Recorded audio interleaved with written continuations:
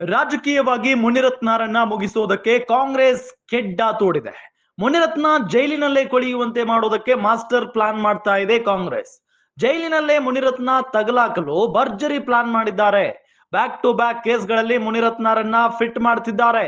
BJP ಶಾಸಕ ಮುನಿರತ್ನ ಪರ city Ravi ಭರ್ಜರಿ ಬ್ಯಾಟಿಂಗ್ ಮಾಡಿದ್ದಾರೆ. ಮುನಿರತ್ನ ವಿರುದ್ಧ ದಿನಕ್ಕೊಂದು ಕೇಸ್ ಸೃಷ್ಟಿ ಮಾಡ್ತಿದ್ದಾರೆ. ಕಾಂಗ್ರೆಸ್ ನಲ್ಲಿದ್ದಾಗ ಒಳ್ಳೆಯವರಾಗಿದ್ರು, ಬಿಜೆಪಿಗೆ ಬಂದು ಕೆಟ್ಟವರಾಗಿದ್ದಾರೆ. ತಪ್ಪು ಮಾಡಿದ್ದಕ್ಕೆ ಶಿಕ್ಷೆ ಬೇರೆ, ದುರುದ್ದೇಶವಾಗಿ ತೊಂದರೆ ಕೊಡೋದು ಬೇರೆ. ಮುನಿರತ್ನ ಮೇಲೆ ಪ್ರಕರಣ ದಾಖಲಾದ ಕೆಲವೇ ಗಂಟೆಗಳಲ್ಲಿ ಅರೆಸ್ಟ್ ಮಾಡಿದ್ದಾರೆ. ಚೆನ್ನಾರೆಡ್ಡಿ ಮೇಲೆ ಪ್ರಕರಣ ದಾಖಲಾಗಿ 100 ದಿನವಾದರೂ ಬಂಧನವಾಗಿಲ್ಲ. ರಾಜಕೀಯವಾಗಿ ಮುನಿರತ್ನ ಮುಗಿಸುವ ಕನಸು ಕಂಡಿದ್ರೆ ಅದು ಕನಸಷ್ಟೇ. ಈ ರೀತಿಯ ದುರುದ್ದೇಶದ ರಾಜಕಾರಣ ಮಾಡಿದವರು ಕಳೆದು ಹೋಗಿದ್ದಾರೆ. ಸಿದ್ದರಾಮಯ್ಯ ಸರ್ಕಾರದ ವಿರುದ್ಧ ಮಾಜಿ ಸಚಿವ ಸಿಟಿ ರವಿ ವಾಗ್ದಾಳಿಯನ್ನ ನಡೆಸಿದ್ದಾರೆ. ಈ ಸಂದರ್ಭದಲ್ಲಿ ಗಮನಿಸ್ತಾ ಇದ್ದೀವಿ, ರೇಪ್ ಕೇಸ್ ವಿಚಾರಕ್ಕೆ ಸಂಬಂಧಪಟ್ಟಂತೆ ಮುನಿರತ್ನ ಅವರನ್ನ ಈಗ ಮತ್ತೆ ಅರೆಸ್ಟ್ ಮಾಡಲಾಗಿದೆ. ಈ ಸಂದರ್ಭದಲ್ಲಿ ಮುನಿರತ್ನ ಅವರ ಪರವಾಗಿ ಬ್ಯಾಟಿಂಗ್ ಮಾಡಿರುವುದು ಸಿಟಿ ರವಿ. ಇದಕ್ಕಿಂತ ಮೊದಲು ಜಾತಿ ನಿಂದನೆ ಪ್ರಕರಣದಲ್ಲಿ ಅವರನ್ನ ಅರೆಸ್ಟ್ ಮಾಡಲಾಗಿತ್ತು.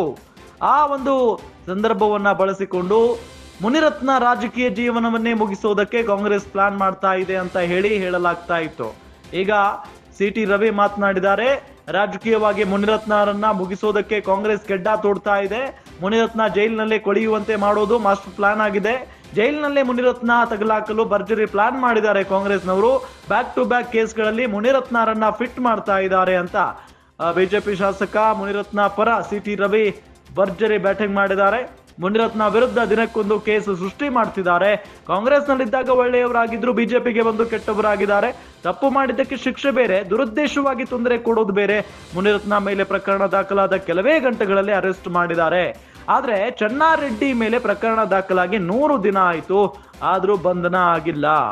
ರಾಜಕೀಯವಾಗಿ ಮುನಿರತ್ನ ಮುಗಿಸುವ ಕನಸು ಕಂಡಿದ್ರೆ ಅದು ಕನಸಷ್ಟೇ. ಈ ರೀತಿಯ ದುರುದ್ದೇಶದ ರಾಜಕಾರಣ ಮಾಡಿದವರು ಕಳೆದು ಹೋಗಿದ್ದಾರೆ ಅಂತ ಸಿದ್ದರಾಮಯ್ಯ ಸರ್ಕಾರದ ವಿರುದ್ಧ ಮಾಜಿ ಸಚಿವ ಸಿಟಿ ರವಿ ವಾಗ್ದಾಳಿ ನಡೆಸಿದ್ದಾರೆ.